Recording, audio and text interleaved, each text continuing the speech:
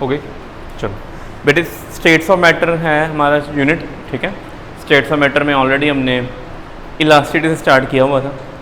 Elasticity में अभी तक 3 लेक्चर हो गए। 3 लेक्चर में हमने बेसिकली क्या क्या किया है, इलास्टिक बिहेवियर क्या होता है, कॉज ऑफ इलास्टिसिटी क्या चीज़ होती है, देन यंग्स मॉडुलस आए थे, बल्क मॉडुलस हम कर रहे हैं अभी, ठीक है। टाइप्स ऑफ स्ट्रेस क्या होता है, ठीक है। स्ट्रेन क्या चीज़ होती है, कितने तरह के स्ट्रेस थे, नॉर्मल, टेंजेंशियल। स्ट्रेन कितने तरह के आते हैं, strain change in configuration, original configuration, वो पढ़े थे हमने। ये पूरा चैप्टर ना सॉलिड्स के ऊपर ही बेस्ड है कि how solid change their length, volume और शेप। लेंथ जब चेंज होती है तो हम क्या यूज़ करेंगे, यंग मॉडुलस। जब वॉल्यूम चेंज होता है बल्क मॉडुलस यूज़ करते हैं। लेंथ चेंज होने पे एनर्जी स्टोर्ड कितनी होती है बॉडी में, वो वाले फॉर्मूले पढ़े थे हमने। How much energy stored, energy per unit volume क्या स्टोर थी, वो किया था, ठीक है। छोटे छोटे बड़े सारे फॉर्मूले कर लिए थे हमने। बल्क मॉडुलस के ऊपर आए थे इलास्टिसिटी।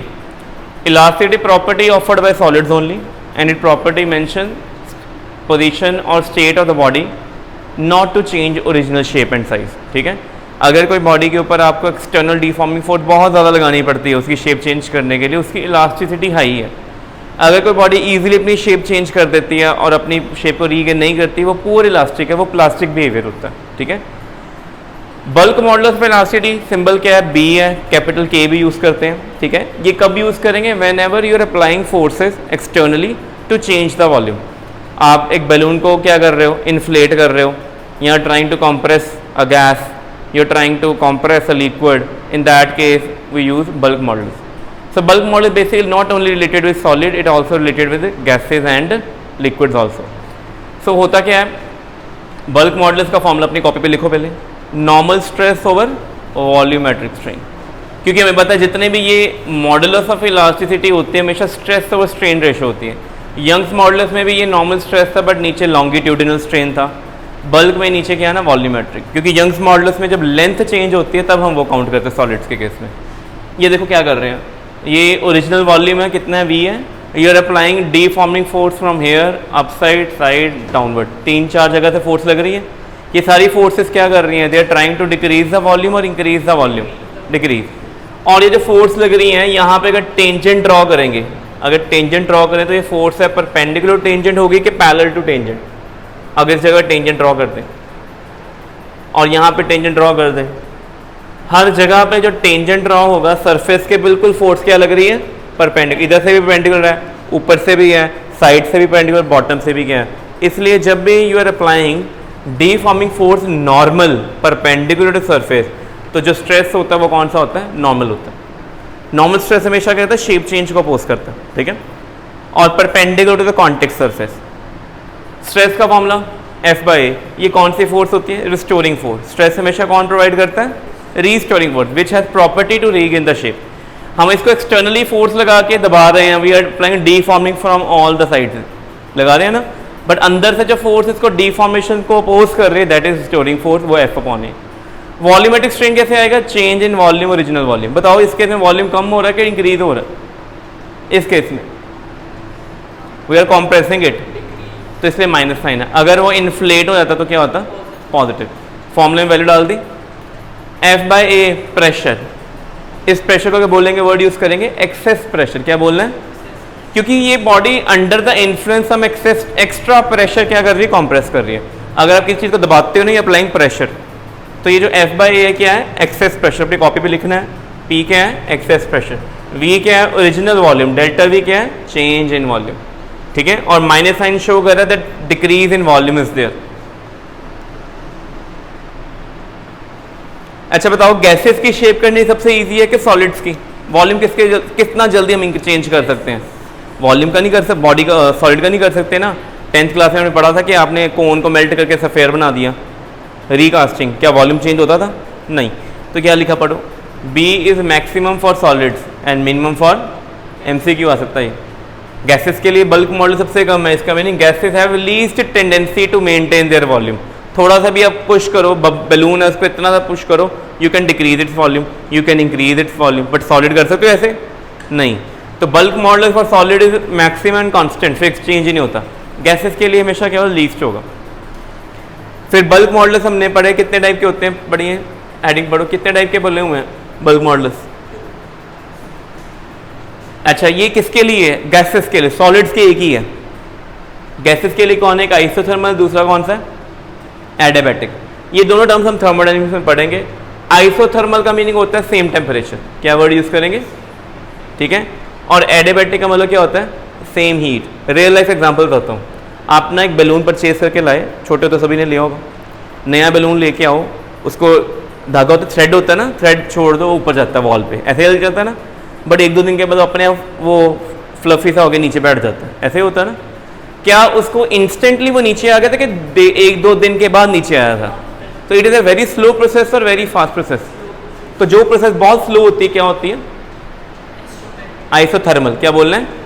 टेम्परेचर में चेंज आएगा बड़ा ही कम, हमें लगेगा चेंज आ ही नहीं रहा। तो जो रियल लाइफ में नेचर में स्लो प्रोसेसेस हैं वो सारी क्या हैं? आइसोथर्मल। और जो प्रोसेस इंस्टेंटेनियस है, गाड़ी चल रही है, चलती गया, टायर फट गया, instant brake, instant volume expand हो गया, ये क्या थी? आप बैलून देखना बड़ा टाइट होता है, वो कंप्रेस नहीं होता, बट 2 दिन के बाद बड़ा फ्लफी सा हो जाता है, इजीली कंप्रेस हो जाता है। उसका रीज़न क्या होता है कि नाउ उसने अपने आप को सराउंडिंग्स के अकॉर्डिंग अडेप्ट कर लिया, ठीक है। उसके अंदर एंड आउटसाइड दोनों प्रेशर क्या हो गए हैं? सेम। जितना उसने कंप्रेस होना था हो चुका है, उसका साइज भी छोटा हो जाता है। नया बैलून बड़ा होगा, वो 2-3 का जब हवा निकल जाता है छोटा सा हो जाता है। It is compressed by the nature, but वो कंप्रेशन स्लो ही कि फास्ट हुई थी, वो आइसोथर्मल थी। और जो इंस्टेंट होती है, टायर फट जाना, वो कौन सी एग्जांपल है? एडियाबैटिक। ये हमें पता होना चाहिए। गैसेज जब एक्सपैंड करती हैं या कॉम्प्रेस करती हैं, 2 ही वे में करती हैं, स्लोली या इंस्टेंटली। स्लोली करेंगे टेम्परेचर यू मेंटेन सेम, अगर इंस्टेंटली करेंगे you have to change the temperature instantly with heat constant, heat exchange नहीं होगा। सिर्फ इनके नाम पता होना चाहिए आपको, ठीक है, और नहीं नथिंग, ठीक है। मैं इनके फॉर्मूले बस, अच्छा ये डिटेल में हम डिस्कस करेंगे सारी चीज़ें। अभी फॉर द टाइम सिर्फ आप ये फॉर्मूला लिख लो, dp बाई माइनस। देखो ऊपर जो फॉर्मूला पड़ा था वहाँ पे प्रेशर था और नीचे डेल्टा वी था। Delta v is measurable change in volume और small change in volume. Delta measurable, but dv थोड़ा सा चेंज आया वॉल्यूम में, तो प्रेशर भी थोड़ा सा लगेगा कि ज़्यादा लगेगा? तो dp आ गया। अगर यहाँ पे डेल्टा पी आएगा तो ऊपर यहाँ तो डेल्टा पी आएगा, या सिंपल पी लिखोगे। सो दिस पी इज, ये जो डी पी है this small change in the pressure जो अप्लाइड ओवर द वॉल्यूम, ठीक है, ये याद रखना आपने। और ये minus D P by D V E theta. Theta is symbol use for temperature. Physics में थीटा का सिंबल जो होता है टेम्परेचर के लिए यूज़ करते हैं। तो अगर आप कांस्टेंट टेम्परेचर पे बल्क मॉडुलस काउंट करते हो ना, तो उसका फॉर्मूला सिंपल ये है, ठीक है, लिख लो। ये कांस्टेंट टेम्परेचर है, तो ये लिख लो isothermal elasticity equal to pressure. Very important, ये सारा कौन है? प्रेशर है। ये बल्क मॉडुलस था, ठीक है, पूरा सिर्फ आपने ये लिखना है। ई थीटा क्या है? आइसोथर्मल बल्क मॉडुलस, ठीक है। तो एमसीक्यू में आ सकता है, न्यूमेरिकल आ सकता है कि आइसोथर्मल बल्क मॉडुलस किसके इक्वल होता है? प्रेशर, जितना प्रेशर लग रहा है उस टाइम पे। डीपी क्या है? Small change in pressure when small change in volume is there. और पी क्या है? उस जगह प्रेशर। जैसे अभी एटमॉस्फेरिक प्रेशर रूम में हमारे ऊपर कितना लग रहा है, दैट इज पी। मैं एक बैलून लेके आ जाऊँ क्लासरूम में, नया बैलून लीव कर दूँ, उन्हें सीलिंग के ऊपर जाके चिपक जाना है, 2 दिन बाद अपने आप नीचे आ जाना है। Very slow process to compress it, ठीक है। उस केस में बल्क मॉडुलस कितना होगा? जितना रूम का प्रेशर। लग गया पता? ये लर्न करना आपने। ये कहाँ से आता है? सिंपल डिफ्रेंशिएशन है, मैंने रिपीट भी करना है इसलिए मैंने करवाया नहीं अभी आपको। थर्मोडायनेमिक्स में हमने सेम ये यूज़ करना है। सेकंड कौन सी एग्जांपल बोली मैंने? पढ़ो, एडियाबैटिक। ये वाला बल्क मॉडुलस कब यूज़ करेंगे? व्हेन गैसेस इंस्टेंटली एक्सपैंड और एक्सपैंड स्लोली। इंस्टेंटली टायर फट जाए, टायर, ये कौन सी एग्जांपल है? टायर का बस्ट होना। तो जो चीज़ नेचर में इंस्टेंट हो रही है दैट इज एग्जांपल। ये उसकी एग्जांपल ये वाली है, ठीक है। ये चीज़ क्लियर हो गई पहले, ठीक है। इसका फॉर्मूला ये लिखो, लास्ट लाइन। यहाँ पे 5 वर्ड यूज़ किया हुआ है, ठीक है। अब 5 की जगह क्यू लिख देना। क्यू का मीनिंग क्या होता है? हीट। जो प्रोसेस बहुत फास्ट होती है, in that process only will use this bulk modulus. तो जितना रूम का प्रेशर होगा उसको गामा से मल्टीप्लाई करेंगे। गामा एक नई क्वांटिटी है आपके लिए, इसको सीपी बाई सीवी बोलते हैं। अभी हमने पढ़नी नहीं है, थर्मोडायनेमिक्स में पढ़ेंगे। अभी सिर्फ फॉर्मूला लिखो। ये जो लिखवा रहे हैं this is for MCQ only, कि एमसीक्यू में पूछ लेते हैं कि कांस्टेंट टेम्परेचर पे बल्क मॉडुलस किसके इक्वल होता है? ओनली एटमॉस्फेरिक और एक्सटर्नल प्रेशर। और कांस्टेंट हीट पे बल्क मॉडुलस किसके इक्वल होता है? Gamma into P. गामा अभी थोड़ी देर नेक्स्ट लेक्चर में, या नेक्स्ट लेक्चर नहीं करेंगे, नेक्स्ट चैप्टर में हमें पता चलेगा इसके बारे में, थर्मोडायनेमिक्स में। ठीक है, आपने बस इसमें यही पढ़ना था। नेक्स्ट हेडिंग डालो, कॉम्प्रेसिबिलिटी। बेटे कॉम्प्रेसिबिलिटी का मीनिंग क्या है? वॉल्यूम को इजीली चेंज करना या वॉल्यूम में चेंज लाना डिफिकल्ट है? कॉम्प्रेसिबिलिटी, क्या सॉलिड्स कॉम्प्रेस होते हैं इजीली? सॉलिड्स की कंप्रेसिबिलिटी मिनिमम। हाईली कंप्रेसिबल कौन होती हैं? गैसेस की कंप्रेसिबिलिटी। तो लिख लो कंप्रेसिबिलिटी होता क्या है? It is reciprocal of, compressibility is reciprocal of bulk modulus. देखो लिखा है ना, K इज 1/B, तो compressibility is reciprocal of bulk modulus.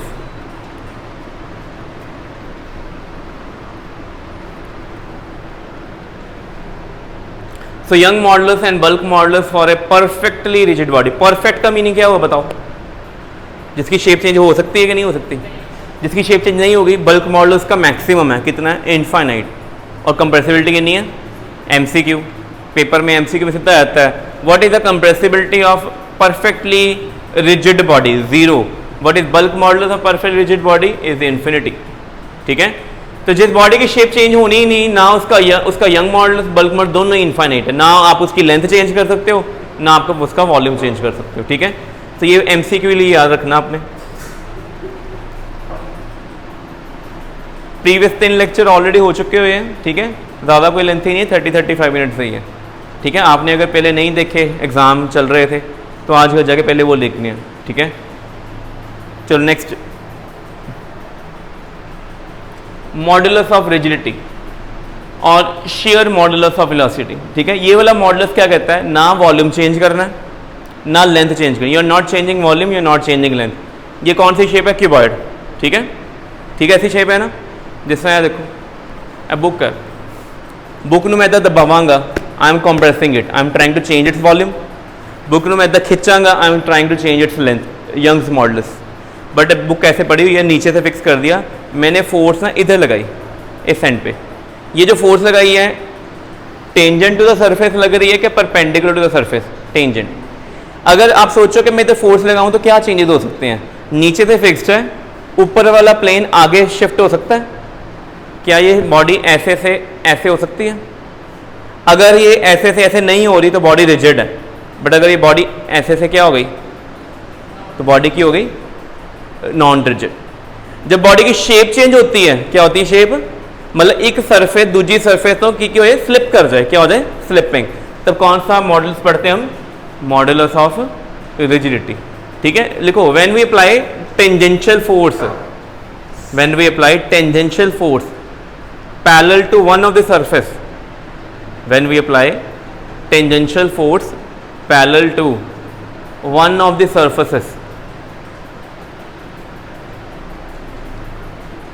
of solid body। देखो एग्जांपल, ये क्यूब है कि क्यूबॉइड है? क्यूबॉइड नजर आ रहा है कि क्यूब है? क्यूब नजर आ रहा है। ये देखो डॉटेड लाइन, डैश लाइन नजर आ रही है। ये वाली सरफेस पहले ऐसी थी, क्या था? PQ। PQ पार्ट इधर फोर्स लगाई, ऐसे हो गया, P उधर ही है, Q का लेवल क्या होगा? शिफ्ट। कौन सी सरफेस शिफ्ट करेगी? नीचे वाला बेस के ऊपर वाला फेस? नीचे देखो फिक्स्ड है ना, एनू पक्किया किया, ऊपर धक्का कॉर्नर से लगाया, इधर ऐदा शेप की हो गई, ऐसे हो गई, शेप चेंज हो गई। ये लेवल कितने एंगल से शिफ्ट किया है? फाई। क्या वर्ड यूज करेंगे? एनू कहते हैं शेयरिंग स्ट्रेन। की कहना है एनू? लिखो, शेयरिंग स्ट्रेन किसके इक्वल होता है? Equal to phi. Shearing strain equal to phi. कैसे निकालते हैं? लिखो,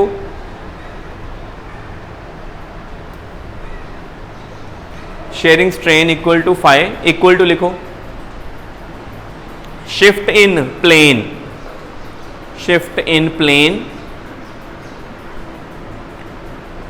divided by length of the face. Face की लेंथ ये है L। शिफ्ट कितना आया? मान लो शिफ्ट आया 1 mm, कितना आया? 1 mm। थोड़ा शिफ्ट आया तो 1 mm बाय जितनी लेंथ होगी 5 सेंटीमीटर 7 सेंटीमीटर।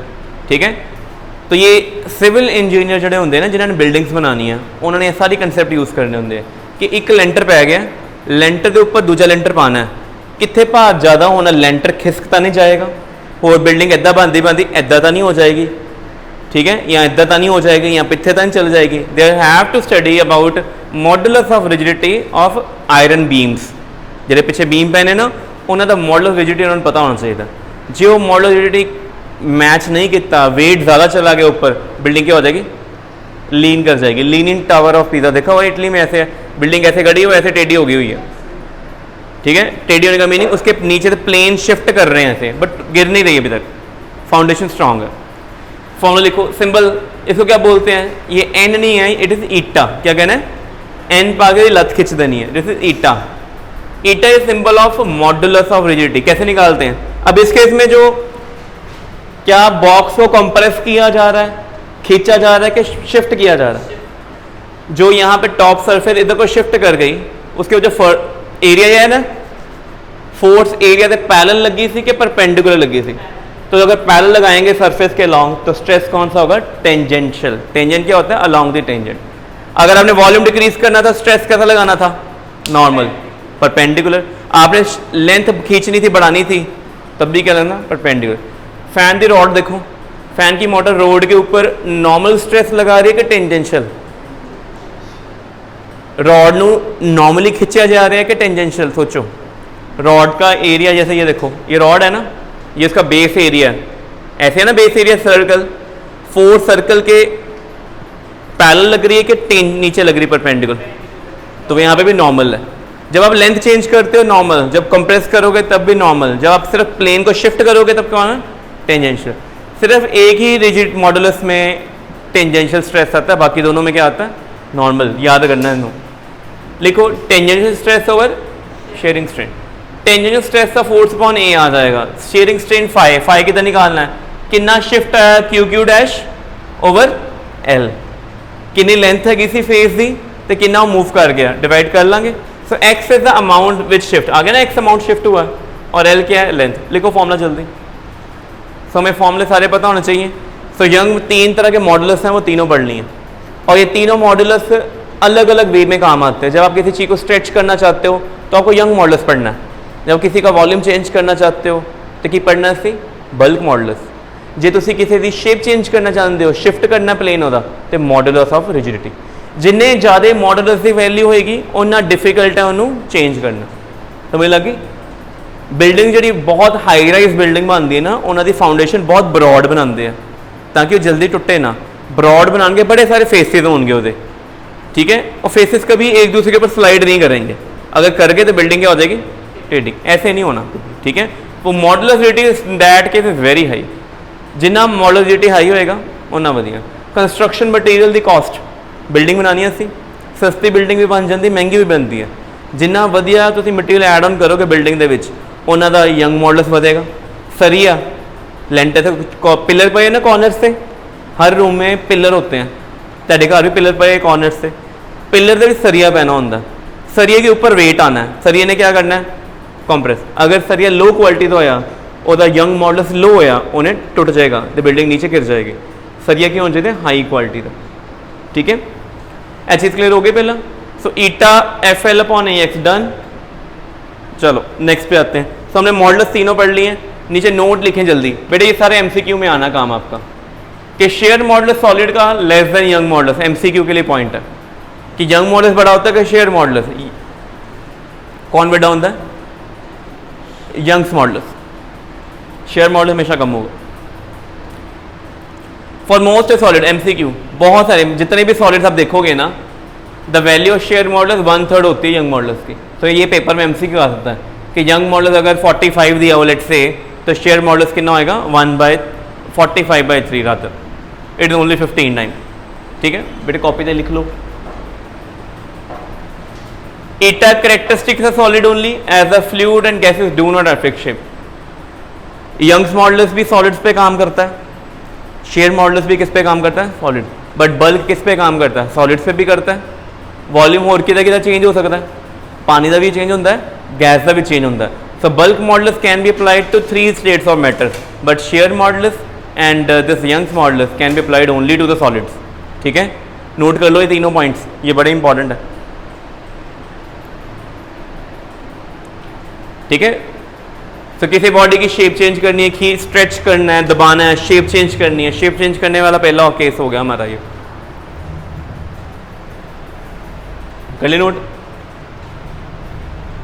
नेक्स्ट पे आओ, टॉर्जन ऑफ सिलेंडर। टॉर्जन का मतलब पता की है, तो सिलेंडर ਨੂੰ इदा फड़िया इदा घुमाता।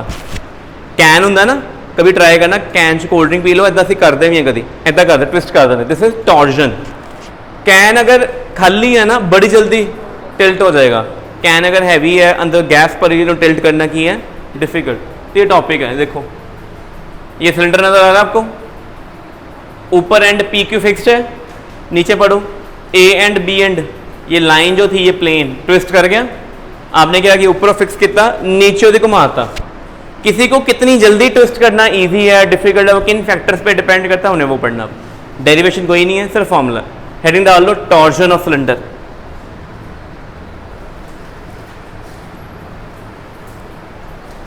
हेडिंग डाल ली टॉर्जन ऑफ सिलेंडर। डायग्राम आपने ये बनानी है, नोट्स मिल गए हुए, भेज दिए मैंने ग्रुप में, ये मैं भेज दूंगा इसको। डायग्राम ने ये बनानी है, ध्यान देखो। पी क्यू प्लेन जो है ये वाला एक्सेस, नीचे ए कहाँ ट्विस्ट कर गया, बी से, आपने उसके ऊपर, अच्छा किसी चीज़ को पुश करना है तो क्या लगाना पड़ता है, फोर्स। किसी ने रोकना है फोर्स, किसी को टर्न करना है तो क्या लगाना पड़ता है, टर्न करना। मैं फोर्स इस पर भी लगा रहा हूँ, टर्न नहीं हो रहा। टॉर्क की लगाना है, और कहते कपल की कहते, कपल का मीनिंग होता है, ये पेन है, एक यहाँ से मैंने पकड़ा, एक मैंने यहाँ से पकड़ा, अगर दोनों मैं सेम डायरेक्शन से घुमा दा, ऐदा देखो ध्यान से, मैंने इधर एक डायरेक्शन घुमा दिया, कोई घूमेगा, ये कोई चेंज आएगा, एक ही डायरेक्शन में टर्न कर रहा, कोई चेंज आना है, शेप को चेंज आना है, करके देख लो। ये मेरा हैंड भी इसको ऐसे घुमा रहा है, ये वाला भी ऐसे घुमा रहा है, बट अगर इन्हें इदा घुमाया, इन्हें उदा घुमाना है, पुट्ठे घुमाना है, तो की करेंगे, क्या ये चेंज अकेला लेके आ सकता है, दो जने लगने पैने ना, दो जने की कहते हैं कपल, की कहना है। अगर आपने किसी बॉडी के ऊपर टॉर्जन लगा के शेप चेंज करनी है तो क्या अप्लाई करना है, कपल अप्लाई करना है। कपल का मीनिंग क्या होता है, equal and opposite force at the edges. इस एज और इस एज के ऊपर अगर ये फोर्स मेरी इधर जा रही है तो ये फोर्स मेरी इधर जाएगी, दोनों क्या करेंगे, ऑपोजिट। लिखो, to apply torsion on cylinder we need couple. To apply torsion on cylinder we need couple to be applied, we need couple to be applied at the edges। ठीक है, तो कपल कितना होना चाहिए, ये लिखो, ये है, ये कपल पाए ईटा r पावर 4/12। ठीक है, ईटा क्या है, शेयरिंग मॉडुलस। जिहदी बॉडी का शेयरिंग मॉडुलस ज़्यादा है मटीरियल का, उत्ते कपल भी की करना पड़ेगा। मीन्स अगर मैं बोलूँ कि ये पेन और ये वाला पेन, दो पेन है ना, ये प्लास्टिक है, ये स्टील है, किसकी शेप इजीली चेंज होगी, इसका ईटा क्या है, कम है, इसका ईटा क्या है, दोनों की साइज देखो ऑलमोस्ट क्या है, लेंथ क्या है, जितनी ज़्यादा लेंथ बढ़ा देंगे कपल की होएगा। इसका मीनिंग छोटे कैन को ट्विस्ट करना इजी है कि लंबे कैन को ट्विस्ट करना, लंबे कैन को ट्विस्ट करना, ये हमने कॉमन सेंस है हमारी। लंबी स्टिक भी होगी ना, लंबी स्टिक टूट जाएगी, छोटी स्टिक टूटती भी नहीं है। ऐसे ही अगर आपने किसी कैन की शेप डिस्टॉर्ट करनी है, छोटे कैन की शेप डिस्टॉर्ट करने के लिए लेंथ कम है, कपल ज़्यादा लगाना पड़ेगा, ज़्यादा एफर्ट करना पड़ना है, बड़े के लिए एफर्ट। रेडियस जितना छोटा पतला होएगा पाइप या कैन, जितनी पतली होएगी कपल की होएगा कम हो जाएगा। देखो जितना आर बढ़ेगा कपल उतना ही, मीन्स अगर आपकी थिकनेस ब्रॉडनेस बढ़ती जा रही है, उस कैन को टॉर्जन से लगा के रोटेट कराना उतना ही क्या होना है, डिफिकल्ट। ठीक है, more the radius more couple you need. तो ये कौन सा टॉपिक था हमारा, एक तो पढ़ा हमने शेयरिंग स्ट्रेन, जो शेप चेंज करते हो, कैसे चेंज कर, प्लेन को खिसका के। दूसरा क्या कर रहे हैं हम, और कोई एग्जाम्पल पता है जिसमें शेप चेंज होती है, हाइट देखो, एक बीम पे होया ना, ऐसे लोहे का बीम है, आयरन सरिये ते आयरन का बीम है, वो बीम नहीं होएगा ना, ऐसे बिल्डिंग खड़ी नहीं होएगी। ठीक है, वो बीम के बाद अब करेंगे आगे। यहाँ तक क्लियर हो गया, पहले वर्क डन वाला फॉर्मूला चाहे रहने देना, मेन कपल पढ़ना आपने। नेक्स्ट है Poisson ratio, very important, MCQ लिख लो, हेडिंग डाल लो, पॉइजन रेशो। ये कौन सा सिंबल होता है? सिग्मा, अद्धा नो। एक सिग्मा ऐसा होता है ना, 10th में करा था आपने सुमेशन वाला, सिग्मा FI वाला, वो वाला कैपिटल है ग्रीक अल्फाबेट, ये स्मॉल लेटर है। ये पॉइजन रेशो क्या बताता है?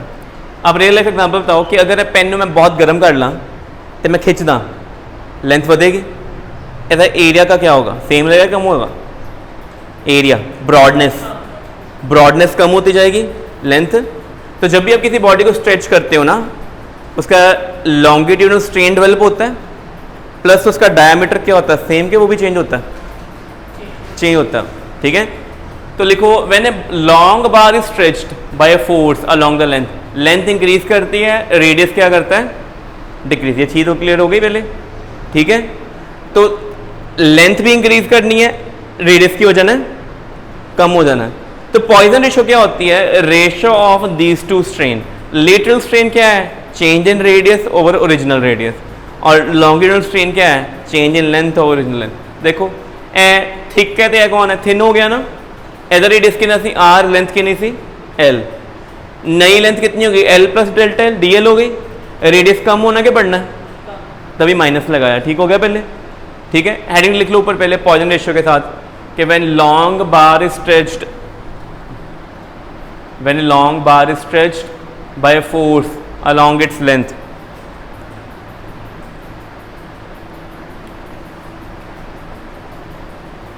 then its length increases and the radius decreases.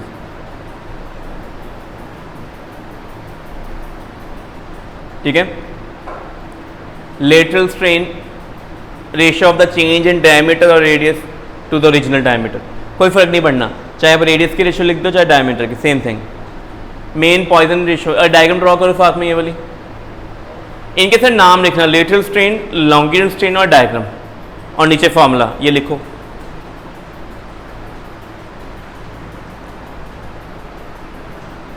Video चल रही है? चलो यहाँ तक लिख लो फॉर्मूला, आज ऐसे तक करना, ठीक है। बाकी नेक्स्ट लेक्चर में अपलोड हो जाएगा, तो वो आपका होमवर्क होगा, घर जाके देखना, ठीक है।